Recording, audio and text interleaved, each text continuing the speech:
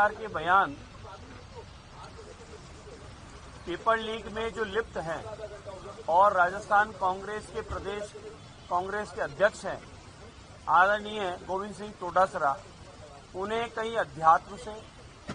कई भारत की संस्कृति से, भारत के धर्म से, संतों से मुझे लगता है कहीं ना कहीं उनके मन में कोई द्वेष है और वो इस प्रकार की हरकतें करके ये बताना चाहते हैं कि कांग्रेस की रीति नीति, कांग्रेस का सोच स्वभाव हमेशा भारत की संस्कृति, भारत की परंपराएं, सनातन के विरोधी है। इसीलिए उन्होंने इस प्रकार के शब्द बोले। दूसरा, उनके बयान से एक चीज और समझ में आई, जैसा प्रेस वार्ता में उन्होंने कहा कि मुझे किसी दुर्घटना हो सकती है, मेरे साथ में कुछ बुरा घटित हो सकता है। मुझे लगता है कि डोटासरा जी ने किसी को एक्टिव किया है मेरे पे कोई हमला करने के लिए, या उन्होंने कोई षड्यंत्र रचा है, या कहीं ऐसा है तो नहीं कि उन्होंने मेरे को मारने के लिए कोई योजना बनाई हो। तो अगर कल को कुछ भी होता है, मैं मानता हूं गोविंद सिंह डोटासरा जी ने स्वयं ने ये योजना बनाई है। मेरे पे कोई दुर्घटना की आशंका जो बताई है, मुझे लगता है वो खुद इसके जिम्मेदार होंगे।